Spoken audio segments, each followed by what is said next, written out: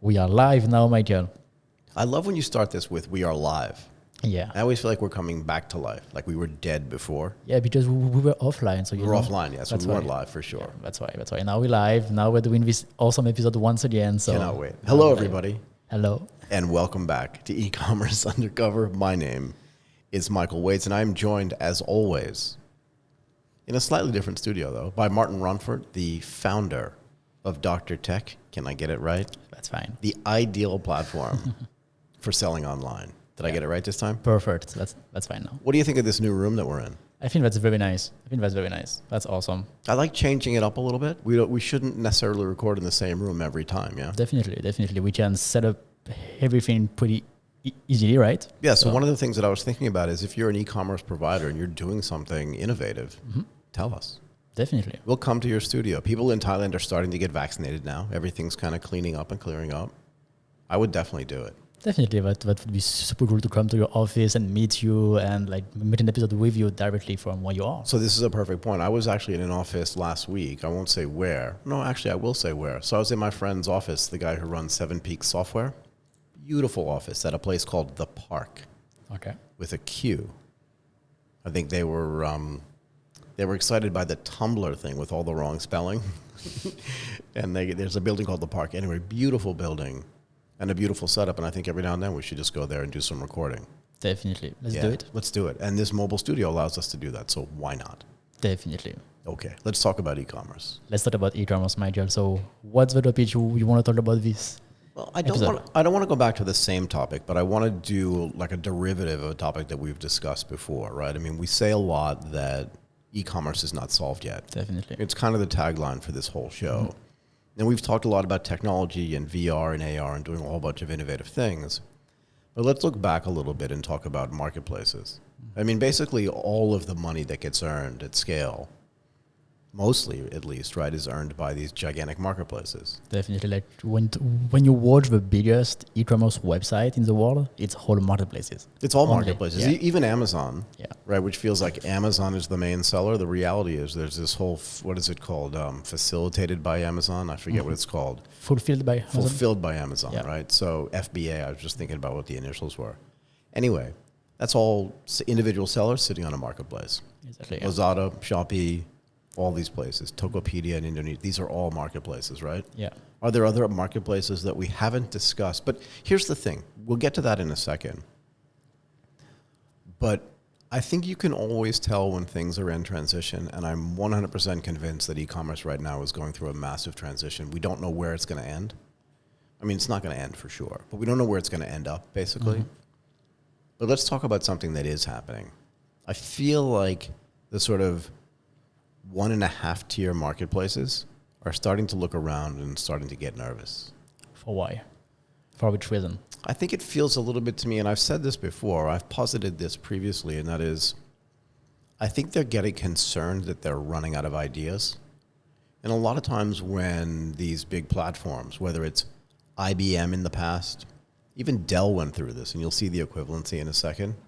What they do is they try to start acquiring what they consider complementary or supplementary businesses because they figure 1 + 1 or 1 + 5 in some cases can be more than 6, right? Or 1 + 1 can be more than 2. That if they add 2 things together, they're going to get more than the sum of their parts, right? I think historically, though, if you look at even big retail, we saw this happen we talked about this in episode 1 or episode 2, right? If you look at department stores. At the beginning, what they did, because these are the original sort of retail marketplaces in the modern world, right? In the old days, you just had a market. We still have them here in Thailand. True. Excuse me. But in the modern world, you'd have a shopping street like Fifth Avenue or Champs-Élysées. We talked about this before, right? Yeah. You can laugh. You can laugh. You need to have all the stores there, right? And all the stores there. Buy something, you buy something, you go there. Yeah. But then if you have just one big store, then you don't have to go outside. So if it's raining, you get weather protection and all other stuff. But also, you can go to the shoe department and match the shoes with the tie that you bought or with the suit that you just bought. The only problem is, when they run out of growth, what do? They get nervous. And then they start to acquire things that maybe are a little bit off-brand that they wouldn't have acquired before, and then they way overpay for them. And then what happens? well, then they slowly but surely die. Now, I'm not predicting the death necessarily of these big online marketplaces because some of the fundamentals there are different. But talk to me about some recent news.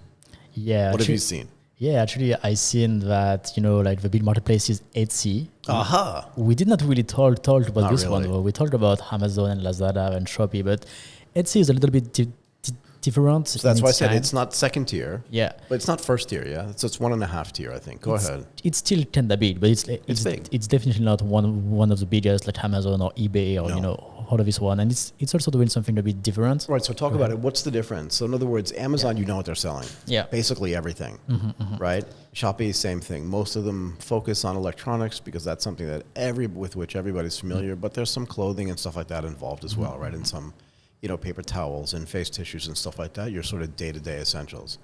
What's different about Etsy? The biggest difference with Etsy is that they are going mainly to focus on second-hand stuff or vintage stuff. So basically, like you are going on Etsy, if you want to sell your beautiful home decoration that you use for 10 years and that now you don't want anymore because you just change home, for example, and you don't need it anymore. Okay, but let's back up a little bit. Didn't Etsy start as a place for like crafts? Yeah, also, yeah. So this was like craft. You know what I mean? Like you make something stuff, with beads and you put it out there. No one's going to buy that on Amazon because that's not why people are going there. Definitely not. So, okay, go ahead. So this was the typical theme that you could find on Etsy. Right. Craft, vintage, and second-hand stuff, basically. Got it. Yeah, so you were going there for like some authenticity, basically. Like if you want something like you more couldn't human get anywhere else, right? You could not get anywhere else. Right. And also if you were doing something special, like for example, last year Etsy saw like a huge growth thanks to masks because people started to create homemade masks and sell them where on Etsy because that's the only place where it's like masks with fangs on it or masks with like the Ghostbusters symbol for on example, it or whatever. Yeah. or whatever. I'm not sure like in Europe, for example, it got very popular as we did not have masks from the government, right? So people that should just take, some tissue, make something nice and sell that, right? So it was, that's the purpose initially of Etsy. Right. So again, it feels really niche.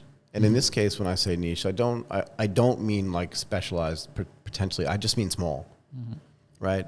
In other words, in the real world, everybody wants to buy one craft thing, right? So if it's your birthday coming up and instead of getting you an iPhone case from Apple, maybe I go into Etsy and I get an iPhone case with like some kind of affected, beaded French flag on the back of it or something that I think you'll like, which you probably won't like, right? So there's a small market, I think, for that stuff. And you can argue with me. I know Etsy's been funded and I don't even know if it's public or who owns it. But people get excited about this because it's different. And then it just starts to flatline. Yeah, and also I think like one of the things that maybe is kind of threatening for Etsy would be the fact that when you get traffic and attention, then if I tomorrow want to launch my business, maybe I should do it on Etsy, and we lose this craft based philosophy. Sure. Just because we have traffic, so we end up in the same purpose of Amazon. Of anything, right? But then what happens, right? So again, this happened to the big department stores. It's the perfect example. So Etsy becomes like all the rage. And Etsy is just a proxy for other marketplaces like this. Like I said, not second tier, but not first tier, kind of in the middle between first tier and second tier. So it's just an example of it. It's not the only one. But again, it becomes all the rage. So people think, wait a second, I have kind of an interesting, unique product. Why should I sell it on Amazon where there's a ton of other people selling them? Ton of competition and a bunch of noise. And if I just like present my product a little bit like this, then it can fit into the Etsy community, basically. Exactly. So I can fit it into the Etsy philosophy or community or whatever you want to call it. But then I can stand out as well because there's less noise and my marketing dollars should go further. And because there's less kind of craziness going on there, people will see it and say, oh, you should get this thing on Etsy, so Etsy's happy as well. But it dilutes the brand completely. And this is the problem with these big marketplaces, just like it was a problem for people that are from the United States with Nordstrom's and Macy's and all these big department stores become exactly the same, right? So why would I go to Filene's, which you've never even heard of? Never.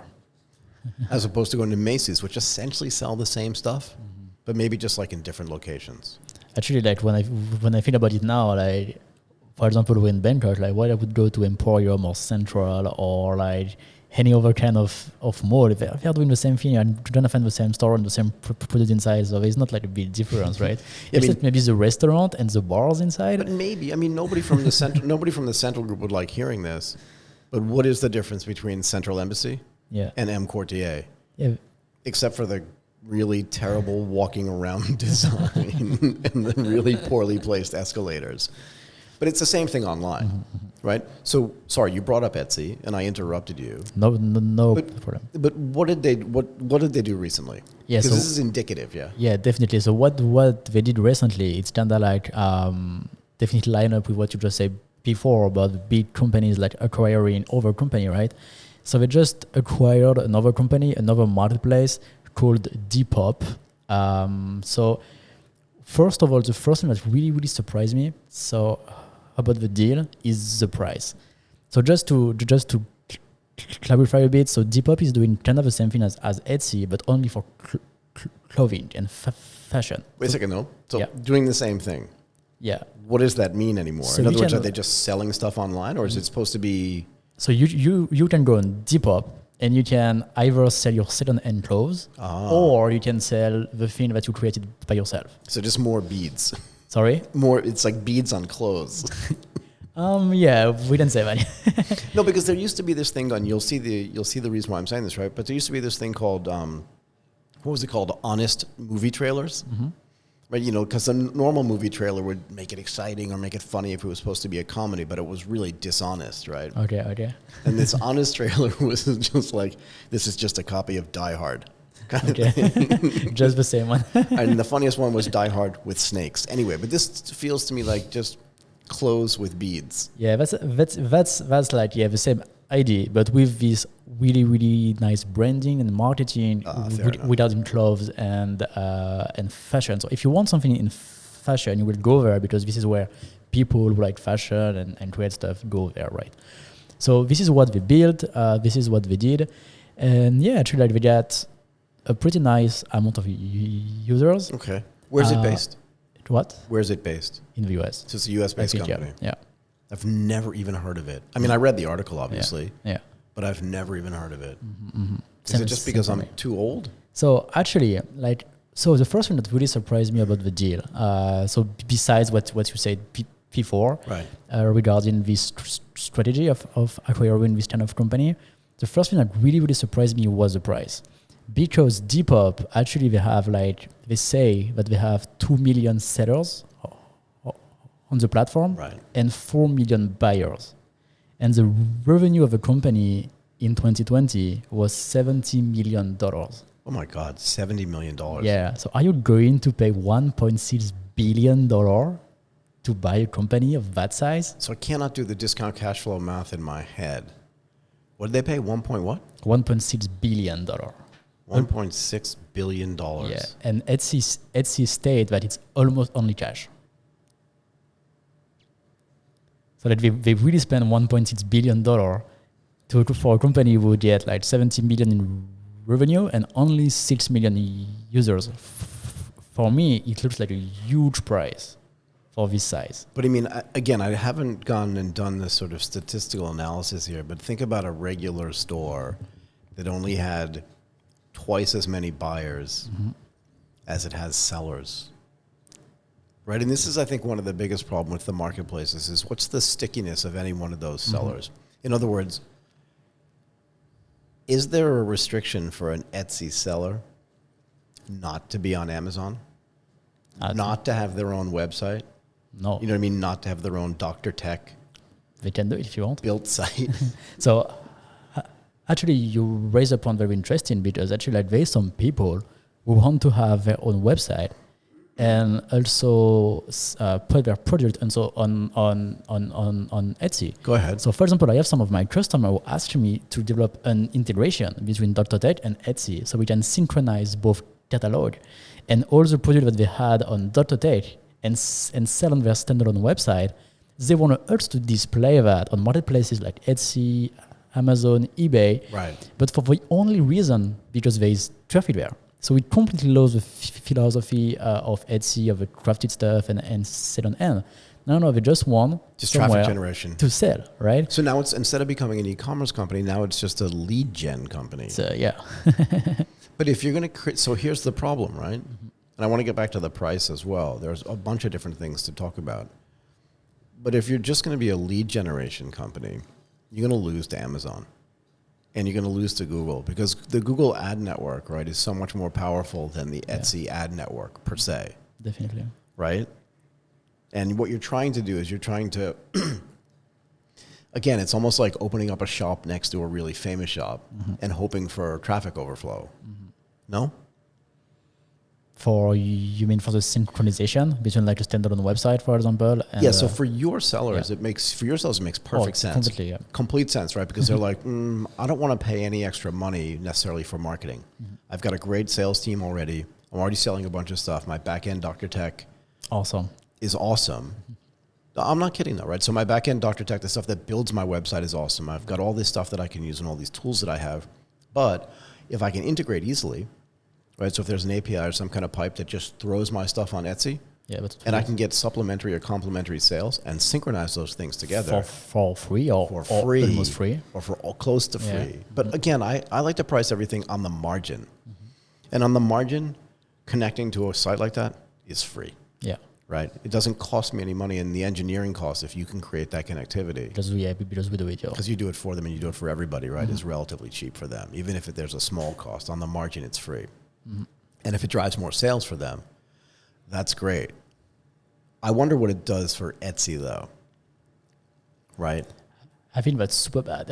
It feels super bad. I think it's super bad because this is exactly not what we should want on the platform, right? So like this is not the philosophy initially, and it just drives the platform and the global pool of products towards something like Amazon, for example. Right. So let me give you a perfect example of this, and I think about this example a lot. When I was living in Tokyo, I would fly back to New York. I mean, many times for business, but also sometimes personally. Often I would go back for New Year's Eve, and then I'd stay for a few more days and do some shopping for things that either I couldn't buy in Tokyo or I could, but I could buy much less expensively in Manhattan, if that makes any sense at all, but probably true. And one of the things that I used to do, and if I had been a kid, so when I was much younger, I would have gone to Macy's or Bloomingdale's and gone to the little bespoke Ralph Lauren section and bought some polo shirts and bought some Ralph Lauren socks and some work shirts and some towels and stuff and brought them home with me. But Ralphie caught on to this and opened up this amazing store on 72nd and Madison, I'm thinking. It's been a while since I've been in New York, so I can't remember. Okay. Because you'd go into Macy's or you'd go into Bloomingdale's and it would just be a mess. And then you'd have to go up to the 7th floor. And even if there was a big area there where you could buy all the Ralph Lauren stuff, the salespeople were not specialists in Ralph Lauren, even though they were wearing the clothing. But they would be milling around the floor. But if you went into, I think it was the old Vanderbilt mansion up on 72nd and Madison, the only stuff that was in there was Ralph. It was a beautiful setting. They did the inside like it was a Ralph Lauren home. And you could get products that you couldn't get anywhere else. And the only people that were in there were the people that were shopping for that stuff. There was no noise, right? So my fear is that some of these big marketplaces are at the same stage that these big department stores were. Is that they keep bringing on things because they're worried about growth. And what they end up doing is just creating more noise, right? So again, one of the things that I like to talk about a lot when I talk about e-commerce is product discovery, right? So Etsy and similar marketplaces will always brag, we have 2 million sellers. Which means... Yucky. To me, sorry, it means what? Yeah, it means like you have to find a way to make every product discoverable, and this is definitely not going to be an easy task. No, like when I go into a hardware store, I don't want to look at 2,000 different types of screwdrivers. I just want to find the one that's for my project. So when I go online, I think in some cases it's even harder to find something online. I can't see it. It doesn't stick out. Search terms are buyable. Right, so they're tradable, which means that I can type something into the search thing and not get the thing that I'm trying to find. Definitely, thanks to advertising. Perfect. Right, same to advertising and Google AdWords and whatever it is. But you understand the point, right? Yeah, definitely. But if I go on to the 5th floor of the Ralph Lauren store in Manhattan, it's just towels and home stuff. And now I just need to find the white towels that I want in the 3 sizes that I need. It's so easy. And the person that's manning that sort of towel section, they know the towels inside and out because they've been trained to do that. There's no discovery problem there, right? And in no case, if Ralph Lauren was running out of growth, would they bring in another brand? Never. There was never going to be another brand in that store. Yeah, it doesn't make sense, right? At all. So it doesn't feel good at all to imagine a Ralph Lauren store start to sell something else because they want to, like they want also to sell some electronics, and they hope that people who buy electronics are going to buy clothes at the same time, right? Yeah, like imagine being in a Ralph Lauren polo store uptown in Manhattan. You're the perfect customer for a really expensive like iPad Pro because your income fits the profile of the person who would buy both of those products. But could you imagine like a mini Apple store? Inside the Ralph Lauren? Inside a Ralph Lauren store, or vice versa. Or vice versa. You're trying to find like the right, the right iPhone case, and someone goes, people who bought this iPhone case also bought polo shirts. And you have the seller who try to sell you the polo shirt. I mean, you'd shoot them, wouldn't you? Yeah, it would feel completely real, right? And wrong, completely wrong. So, but actually, like when you go to the department store, like it's kind of like what happens. You can have like the Apple store and the Ralph Lauren store like next to each other. So you are going into one. You can then go to the other one, but at least into this little store, the atmosphere and what you're gonna see and buy is only one brand, right? So there's not the noise of the other brand. Right. What you have on marketplaces, if you go on Amazon or Etsy or whatever, and you try to look for a product, you're gonna have a lot of over brand that are gonna be displayed on the same page because Amazon wants you to add new item to your cart, or it's gonna say, hey, this one is frequently buy with this product, and doesn't matter at all if it's the same store, if it's the same brand, as long as Amazon thinks that you might increase your spending on the platform, they are going to do that. Right. So this never works.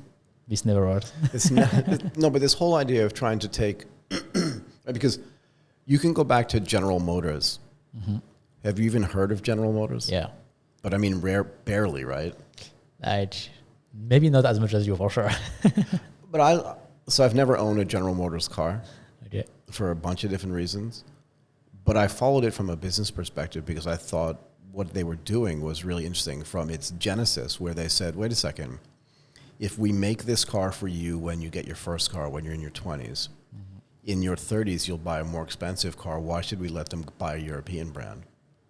When you're in your 40s and you're wealthier, you'll buy a Cadillac or a Buick. And then when you're really rich and retired, you'll buy a Cadillac. Why shouldn't we own the whole chain?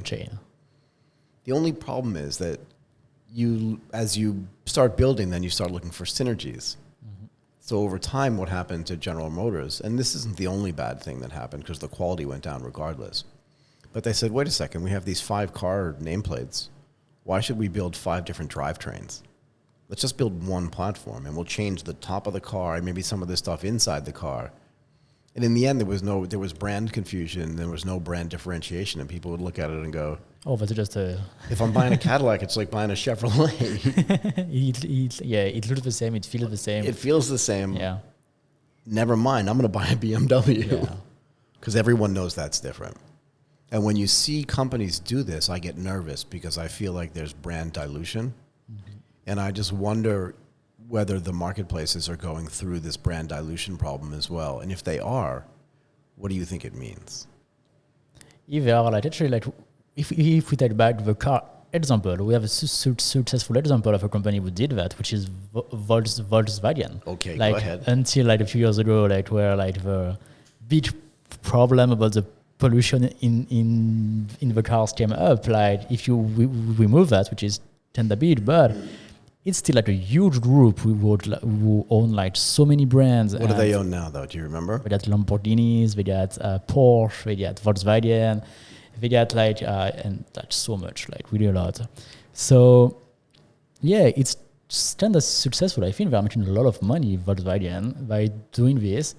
And yeah, what's your opinion on that? So I'm concerned about Volkswagen as well. So Volkswagen was one of the biggest car companies in the world. Yeah.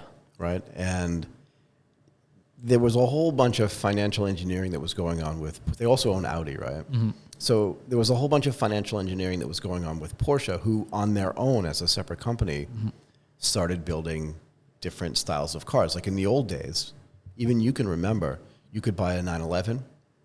They started making a slightly cheaper car when I was a kid called the 944. Mm-hmm. It was horribly ugly. Very few people bought it. And if you did buy it, people were like, oh, not rich enough to buy the 911, so good luck to you.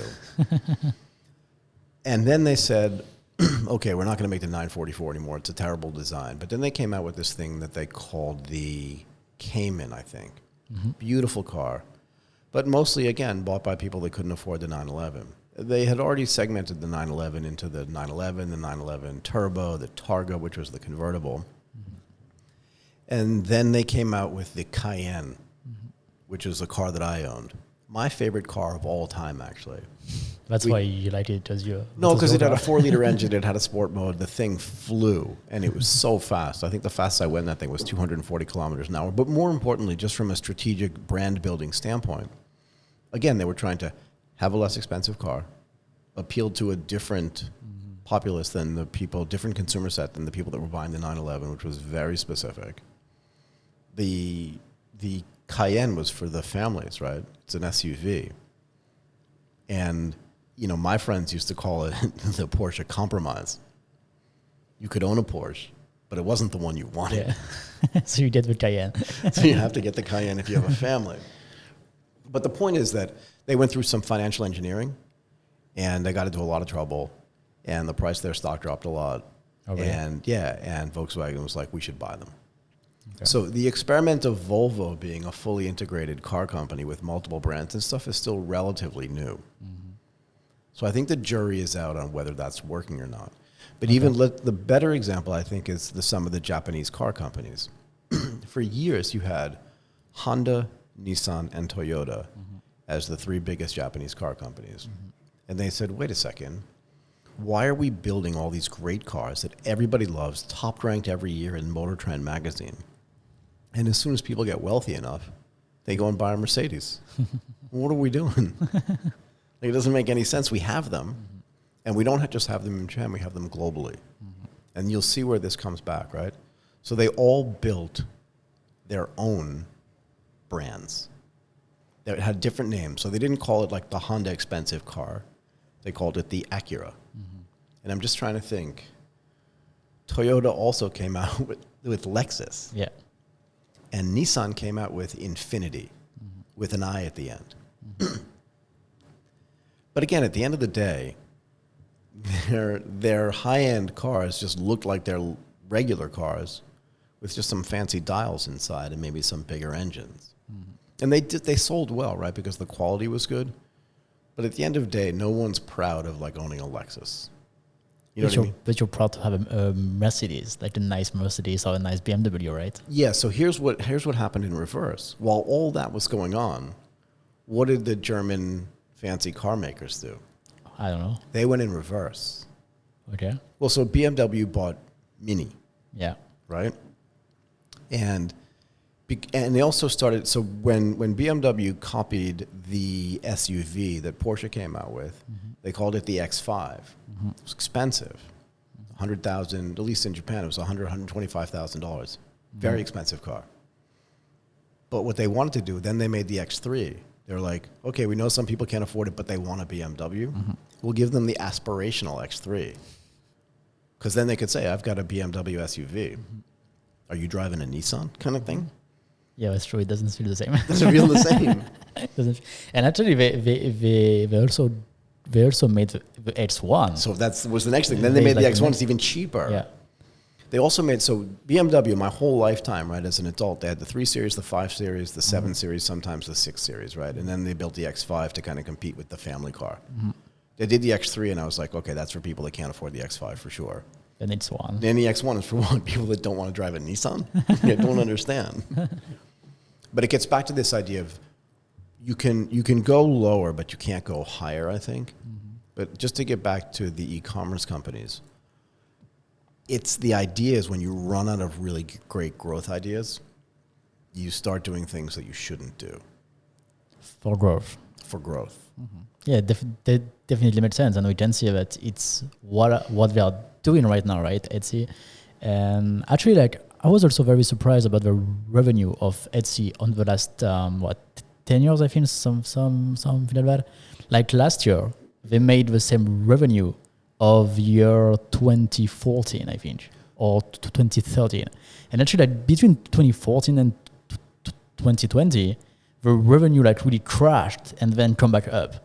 So it's like they have been doing very, very, very bad, then came back up, but now they are at the same level of revenue as 7 or 8 years ago. Right. But they're not going to apply the same strategy that they did 7 years ago. Now they start to acquire other company. Right. And this is, if you're buying other companies for growth, at least in my mind, it's not good.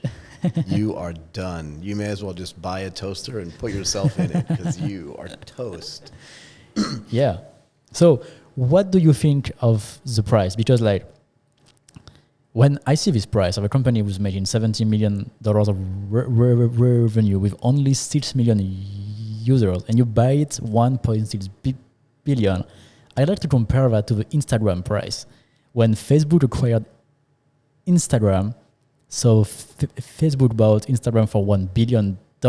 Right. But Instagram had 30 million users on the platform. 30 million users, yeah. So Instagram had zero revenue, but 30 million users. And Facebook knew exactly how to monetize them because they just did the exact same business model based on advertising. Right. So they just bought 30 million users basically for $1 billion, right? Right. And then they just did the exact same thing. So go ahead. No, go ahead. So so this is like when I compare that, I'm like, Facebook seems to have a much better deal than what Etsy got with Depop. Right, but now you have to talk about a business model. Now you want to have a business model conversation. Let's back up and talk about what Etsy paid for Depop. They paid $1.6 billion for something that's generating $70 million a year in revenue. So if you look at what they paid for each dollar of revenue, they paid 22 times, almost 23 times revs. That's not that expensive. Okay. It's just not, right? So I don't know where Apple's trading today or where Amazon's trading today based on its revenue, but it's way higher than that. And the reason why, look, these transactions are predictors of the future. Basically what Etsy's making a bet, and all companies are making a bet, that they're going to predict. So these are all these purchases are predictive mechanisms, right? And the idea is at 23 times revs, right, it's going to be worth way more if we can increase revenues. Right, and what would it cost us to generate, and this is the problem, right, is what would it cost us to generate another $70 million of annual revenue over time? So that's the bet they're making, is that that's okay. And at 23 times revs, if that were a regular company that was listed on a stock exchange, that would be okay. But it would only be okay if it was predicting much more growth in the future. So they expect to have much more growth, right? They do, but the question is, will there really be more growth? And what was the second question you had? So I don't know, that was only this one regarding like the price and compare that to Google Facebook. and YouTube. Oh, yeah. Oh, was it Google and YouTube you said, or Facebook and Facebook and Instagram. Okay. Yeah. But here's the thing. When Facebook bought Instagram, it had 30 million users. How many users does Instagram have today? I don't know, but like much more. Probably everybody that uses Facebook, if you can divide it by 2. So Facebook has 2 point something monthly average users. Yeah, that's huge. So Instagram, which is now integrated into Facebook, now has 1 point something billion users. Must be, yeah. Right? But Facebook also was afraid when they bought Instagram somebody else buy them, right? No. Well, that too, but also, because there were other bidders, but other companies were afraid that all of this traffic was moving to Instagram because the biggest social thing that people shared on Facebook was photos. Yeah. And it didn't matter if it was a cat photo, a dog photo, a photo of like coffee or whatever. So it was just photos. Just a photo. And Instagram was starting to dominate the photo space. And they had an unbelievable product. And when people thought about sharing photos, they thought about Instagram first. And also, what was Instagram's business model back then? It's a rhetorical question. The reason why is because it was nothing. Yeah, it was nothing. They had no business. They had no business. Zero revenue at all. Actually, they could do. They could see what Facebook was doing, right? So they could just do the same. But actually, what really surprised me from a startup point of view is that like Facebook bought Instagram 540 days after Instagram started. 1 year and a half. Not even 600 days, like such a short period of time. So this also explains why we cannot like build 30 million users plus a product plus a business model, right? Right. So, but again, all of these purchases are what? We said predictive mechanisms, right? And everyone's making a bet. So I'm guessing that Facebook looked at the growth of Instagram, its cumulative growth on a month-by-month basis, and says, if this continues, this must be crazy. It's going to be insane. But more importantly, we're going to get disintermediated when it comes to photo sharing. If we don't own this thing, we're going to get run over by a company that's only how many weeks old, you said? How many days old? 543 days old or something? It's crazy, right? There's some idea out there that the monopoly laws in the United States should have prevented that purchase from happening. But for some reason, it didn't happen, right? Anyway, but also the business models were completely the same. And because Instagram wasn't monetizing it, and I want to talk about Google and YouTube because it's the same idea, right? Same idea. Is that they were afraid that they were going to take away all their users. When Etsy bought Depop, they weren't afraid of that at all. They cannot predict the same growth now that Depop was having. We don't know what it is off the top of our heads that Instagram was having at the time. So this was a no-brainer to buy Instagram. No-brainer, yeah. And no revenue. So even one more dollar of revenue would drop right to the bottom line, or most of it, yeah? Definitely. Go ahead. Definitely, and actually, like when you are Facebook and you want to acquire Instagram, like I think they really paid like a very, very cheap price for buying in Instagram, because when you are Facebook, you have all the data, right? They have, at this moment, I don't remember exactly the figures, but they already have a lot of users. They were already making a lot of money, so they knew exactly how much money they were making per user. So basically, like when they bought Instagram, they could compare the price of the user they buy on Instagram and the price of the revenue they earn on Facebook. And actually, like I don't remember the math, but it was highly profitable.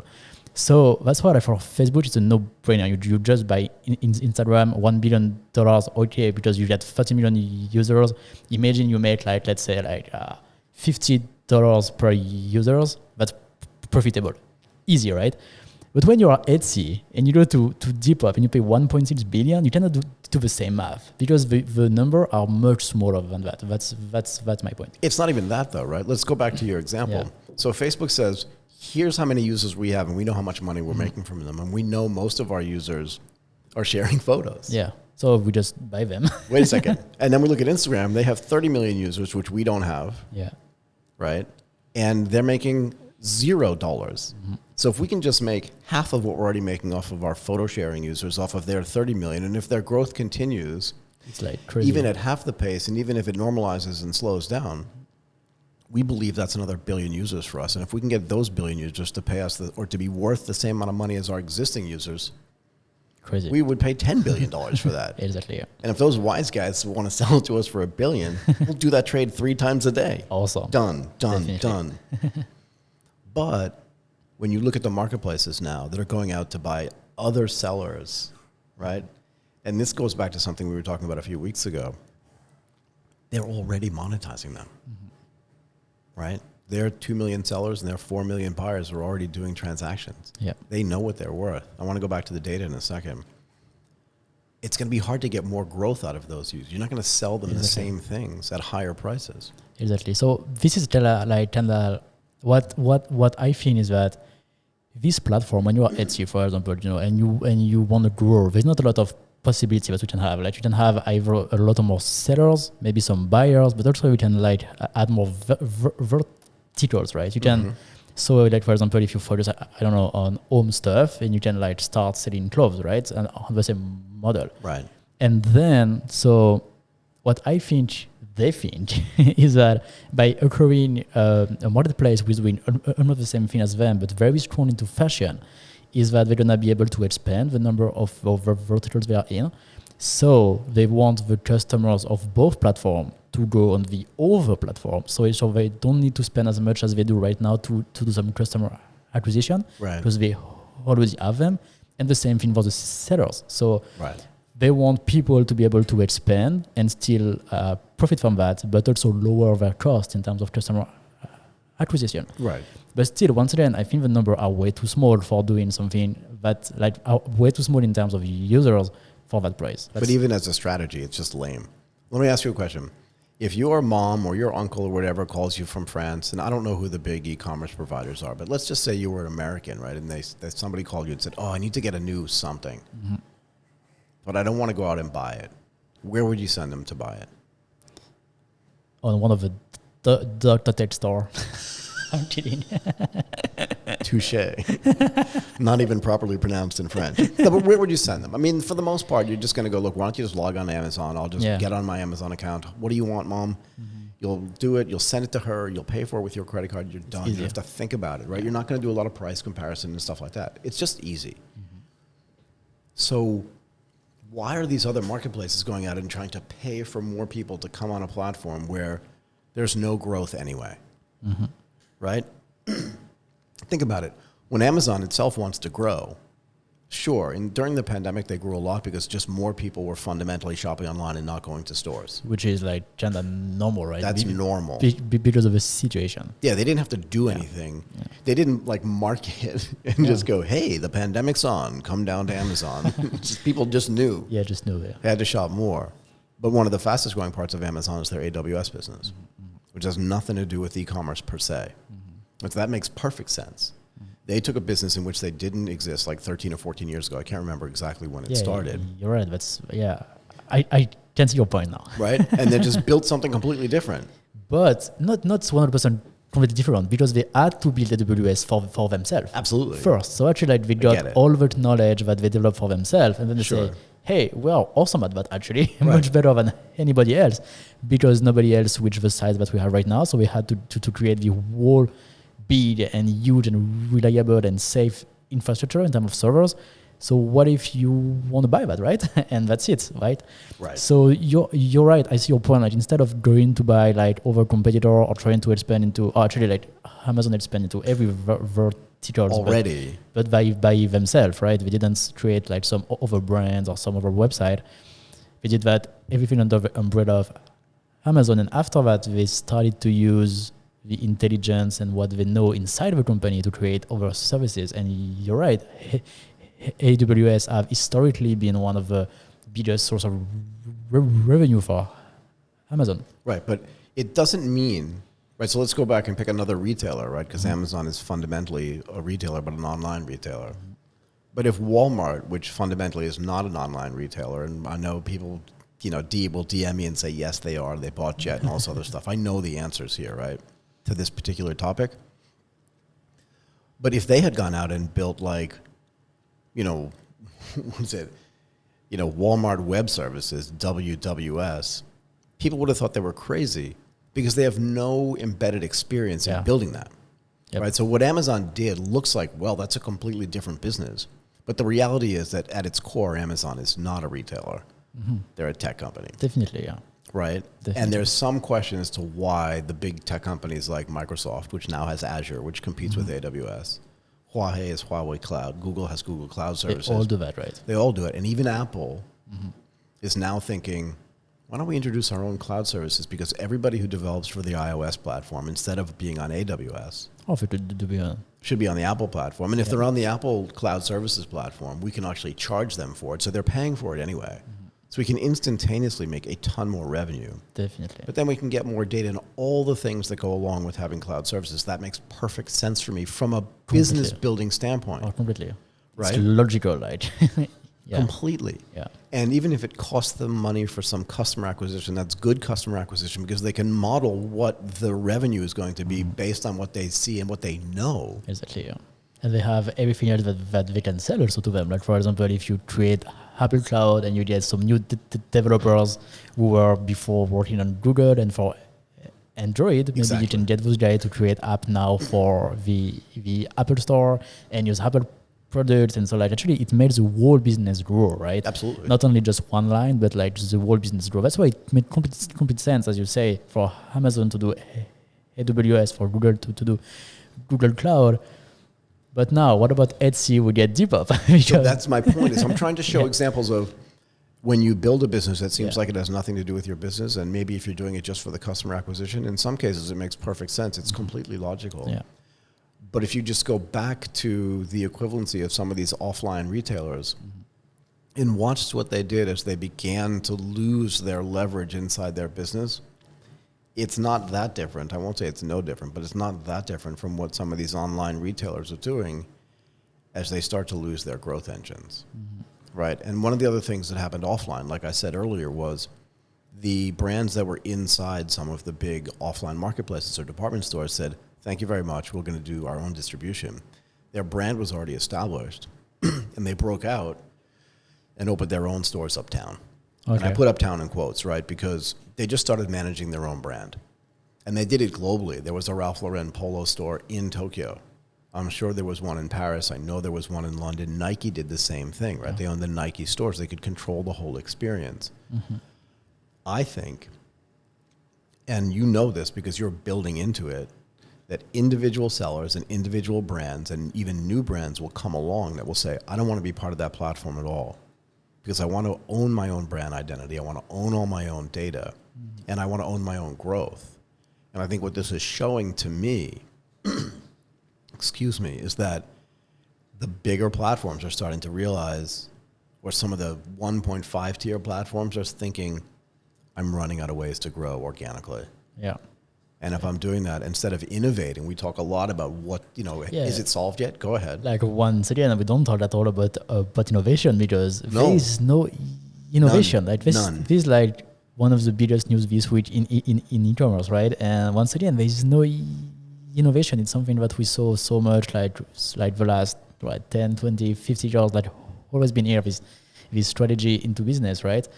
And yeah, there's still no innovation into it. So you brought this up, and I'm going to go back to the Volkswagen and the Porsche example. So if I had said to you 15 or 20 years ago, I'm definitely going to buy the new Volkswagen. I need to have it. I love this car. This car drives. I've been aspiring to get a Volkswagen for my whole life. You would just walk away thinking, that's very strange. That's the bet. Like that's as high as you're aiming kind of thing, right?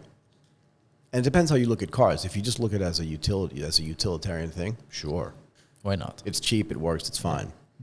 But if I said to you, I want to have a 911 turbo Targa, you would at least think, dude's aiming high.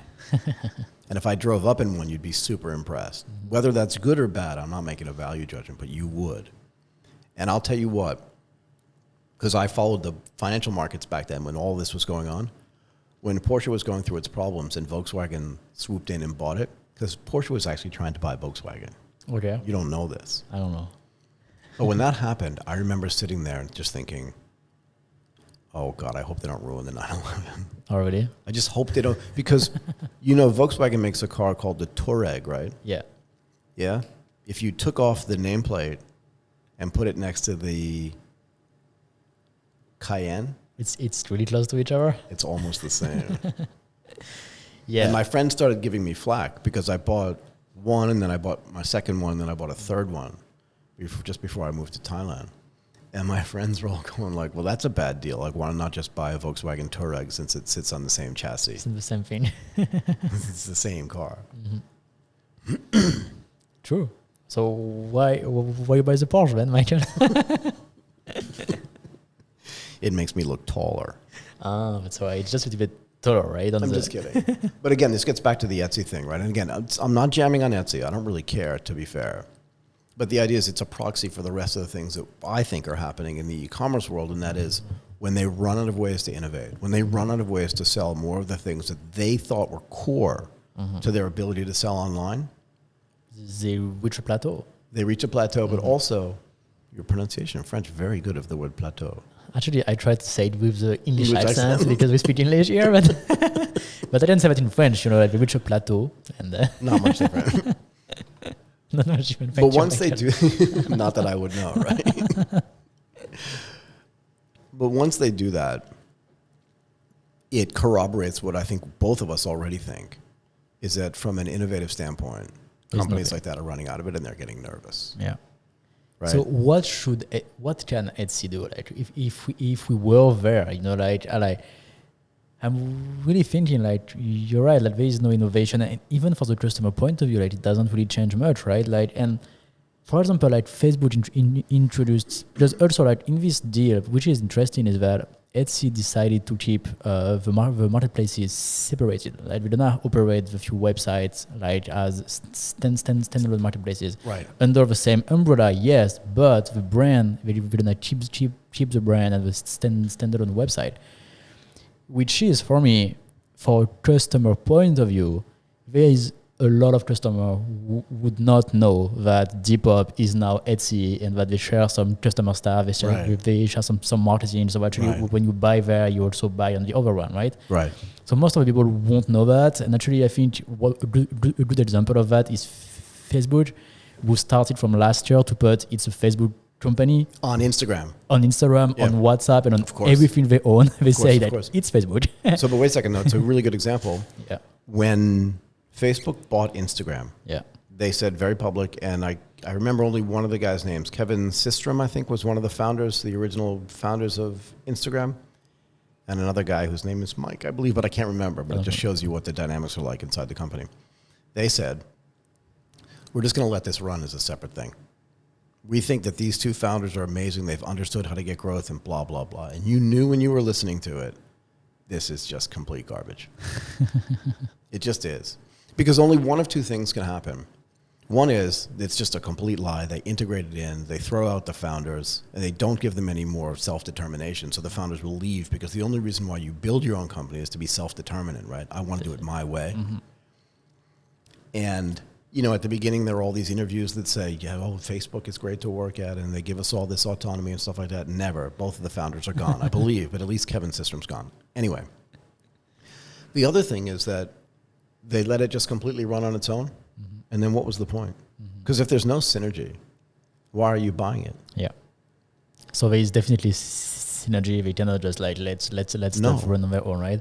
So another benefit you can have when you do that, when you're Etsy, for example, is like just to reduce cost, because like these two marketplaces, they must have like very low margin based on what they do, right? But very high customer acquisition cost. Right. So so you buy the new customer, you hope that the customer are going to switch to each other, so like you're gonna make more money with the same customer, so that's good. But also like now you can like just gather all the tails, the marketing team and the support staff, and like just train them to do both, because that's kind of the same business. So is it though? In other words, is the marketing, let's go back to the car example, is the marketing for a Porsche 911 the same Turbo the same as it is for a Volkswagen Beetle? I hope not. The new Beetle, I hope which not. doesn't even exist anymore. But if it is, in other words, there's a certain person that goes to work in the marketing group at Porsche. They own the Porsche sunglasses. They probably have those black gloves, right? They buy a Porsche branded phone.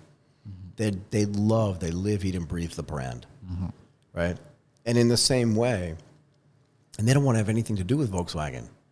They probably would rather be broke than take a job there, kind of thing. Yeah? Yeah, definitely. And they probably look down on them like, they're driving a Beetle? Really? I mean, it's cute and everything, but I'm not interested. But the person who works at Etsy, who builds a business around crafts, is into that sort of minutia of craft building. And the bespoke, I'm only going to make 7 of these because that's just me. And if I sell them and I make some money, that's great. And if I can build a platform around the stuff that does that, that's super. But that person is not going to want to do marketing for fashion. Oh, definitely not. Because the entire idea around what that marketing is like is not synergistic at all, I think. And the person that wants to do it here, who lives, eats, and breathes beads, again, just as a proxy, doesn't live, eat, and breathe fashion in the same way. I don't think there are any synergies there. And you want to know one more point that can be strange, is that Depop, what they did like to get this growth in terms of users, they teach to their sellers how to get traffic, and what do they say? They say go to Instagram, so get the traffic from Instagram and drive them to your Depop store, which really shows one thing to me, is that the only real benefit that you have when you go to this kind of platform is only the tech side. Like they don't ask you too much. There is not too much work. You can just go there and set up a Etsy store or a Depop store or an Amazon store, which made them feel like they have their own website or their own place to sell online. But in the end, it's still on the marketplace. You follow the rules. You don't have all the data. So I think those people, one day they can understand that actually they drive the traffic, they drive the traction that they give to this kind of platform, right? And they can just do the same, but with their own website. They don't change anything, but they just use their own website. But now they are in control of everything with that all the data and all the advantages. Think about the business that you're trying to build. You're not even trying. The business that you're building, right? I mean, you're more than trying, I think is the proper way to say it. You looked across the business landscape and you made a decision. Where can I have the most impact? Where's the most potential growth for me? Where can I build the next billion or multi-billion-dollar company? At least. Yeah, at least. Right?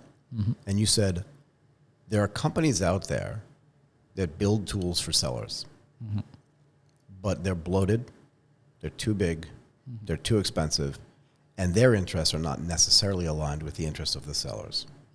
But what you didn't say, so you said, I'm going to build that because I can build it better, stronger, faster, cheaper, whatever it is, and I can get to scale, and I understand how that works. But what you didn't say was, well, two things. One is, I just want to build another marketplace. No. Because the time to do that has passed. And also I know by fact that when I talk to someone, when I see and he's selling on Etsy, for example, he gets his traffic from Instagram or from Facebook. Right. So I'm like, there's no point. Like, there's really no point of being on the marketplace. On being on the marketplace, if you don't get traffic from the marketplace, if you don't do advertising there, which makes sense, but if you don't, it's just a matter of education. They don't know. They just don't know that there is a better way. So that's why, like, at first, when we try to develop this company, at first we told to some people doing Etsy and stuff like that, and it was very too long to explain to them that there was a better way, right? So, but I believe that it will come, right? That Absolutely. It will come, and that's why I'm kind of worried for this company, and it kind of like join what you think about. They have no idea on how to grow, so they do that, and I would say like maybe they are scared also because like they might not be the best solution out there for their customers, right? You know? Yeah. So I often say, in a moment of humor, I wish I could have been in the meeting when X was decided, whatever X is. Okay. And I think like this goes back to there was a tunnel, not a bridge, that got built in Tokyo underneath Chiba Bay. Okay. So it connected Tokyo to Chiba. Now there were already roads that did it, but you had to go around. And it took a long time. So the bay is about 10 kilometers long, almost exactly in the place where they built this tunnel. And the tunnel cost billions of dollars to build. I used to say, like, I wish I could have been in that meeting when some Japanese dude who worked for the highway authority said, I have an idea. Let's build a multi-billion-dollar tunnel under Tokyo Bay that goes to Chiba, and it should be simple to use. And someone said, that's a killer idea. So they actually greenlit this thing, and they said, and we'll charge because it's expensive to build this tunnel. Charge $150 a way, one way to go through the tunnel. Yeah. Let's be perfect. Everybody will pay. Everybody will pay for sure. Every day they are going to pay. So it took years to build this tunnel, right? And the only people that went through it were guys that owned Ferraris and Porsches and raced. And they raced because it was 10 kilometers, which is like a straight shot. That's funny. And Tokyo Drift is like a thing. Yeah. So people with really fancy and fast cars would just like go into the tunnel and just go 5, 4, 3, 2 because it was expensive. And they'd race to the 10 kilometers to the other side of the tunnel. It was super dangerous and super crazy. But those were the only people that could afford it. So I always say, like, I want to be in the meeting. Mm-hmm. I would have loved to have been in that meeting where the people are like, hi, Yarimashou, let's definitely build this thing. Mm-hmm. Because I want to be in the meeting at Etsy. But sometimes these meetings take on a life of their own. Even if it's not logical, you're sitting in the meeting and somebody says, what we need to do to grow is we need to buy growth. Mm-hmm. And somebody actually had to greenlight this. They had to spend, you said it was $1.6 billion in cash. Yeah. We talked about this in the context of an InsurTech company that I won't mention. We talked about this offline. Mm-hmm. Somebody gave them $65 million. And if they're listening to this, they know who they are. And over a 2 or 3 year period of time, they burned through all that money and they shut down the company. That's crazy, right? $65 million. We talk about this. What could you do with your business if you had $65 million? I don't even know. First of all, I'd give back $63 million of it. First of all, yeah. I don't want that 65. I don't need it. I'll take 2 and I'll grow like crazy. Yeah. Yeah, if I definitely have a few million that I can get, but I feel like it needs to come at the right time also, like. Oh, for sure. And this is, I think, one of the biggest mistakes that startups do. They want to raise funds, they want to, all of this hype with investors and VCs, and we talk often about that on the show, which is great for VCs, right? There's like everybody want to come to them, so everybody like selling shares of a company. Right. No, thank you. Thank you. That's not for me. No, thank you. But yeah, definitely, if it comes at the right point where you just need like some cash to accelerate growth, like that can be super great, right? Could not agree with you more. But not 65 million. That's right. Still a lot of money, right? Right. But the point is, if you have $1.6 billion in cash lying around and you have no better use for it than just to buy another e-commerce company that sells just slightly different stuff. It's crazy, right? And that only has, I get it, $70 million revenue. Yeah, that's great. But what do you think the revenue is that YouTube started generating for Google soon after they paid another $1 billion for it back when they purchased it? And what do you think the revenue generation is off of Instagram? Oh, it's like after they were purchased for $1 billion, when their revenue was 0 when they got bought. Mm-hmm. And even a business like WhatsApp, which, what did Facebook pay for it? Do you remember the number? I don't. What do you think? Pick a number. Isn't it something like 15 billion, something like that? Close enough for me. $19 billion. A company that had 50 people in it at the time, approximately. Only 50 people? I believe so. We can look it up later, but I believe so. And I know they never raised funds. They always like did everything themselves. Yeah, and I don't think they had a big business model. But again, one of the reasons, not the only reason, but one of the reasons why Facebook bought them was because what was happening at the time. So much traffic was going through messenger apps. Mm-hmm. And we'll have a conversation about this for our next show is what can you do with a messenger app if you have billions of users on it? Mm-hmm. How can you generate revenue? Can you build e-commerce? Is that an innovative way to do stuff? Mm-hmm. Maybe that's a good way to end this conversation today. Mm-hmm. Just talking about what we're going to do on the next episode. Hopefully have a great conversation about conversational or chat-based mm-hmm. e-commerce. At least it's a new idea. Mm-hmm. But if you have $1.6 billion, why not buy 30 different companies that are doing innovative things in the e-commerce space? And if one of them blows up, you'll get your $1 billion back.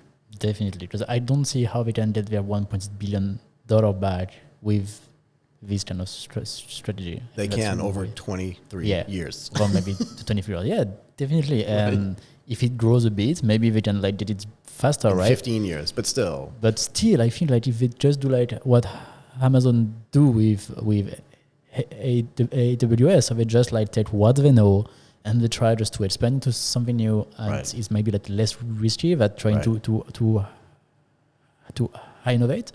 But if also like they could try to find a new way to serve better their sellers and their users, Because I think like right now the only way that people goes there, it's just because it feels good for them to be there. Absolutely. But it's not a very fundamental reason why you would go to Etsy. There's not like much tech better than Shopify or Amazon or us, you know. No. They don't have a better tech, they don't have a better offer, they don't have better traffic. No. So like from a really like yeah, if you just focus on the fact, there's not a lot of reason why you would go there. Just because it feels good and it's the place where everybody go, but this can go away, right? Yeah, and I'm just going to say, the last thing I'm going to say is this. If you pay $1.6 billion in cash for somebody and you're sitting in that meeting and everybody green lights that thing, somebody should either quit or they should make a recommendation like, hey, can we if you're just going to throw $1 billion away, can you give me $300 million and I'll run Etsy Ventures for you and we'll find the best companies in the world to invest in our vertical and outside of our vertical. And then that $1 billion somehow, just based on normal VC style returns or private equity style returns, we'll get that $1 billion back and more. Yeah. Anyway, enough said. Definitely. Thank you very much, Michael, for this episode. Thank you, Martin. As always. That was great. As always. E-commerce. Definitely. Undercover. Yeah, definitely. See you soon. Bye for now. Bye for now.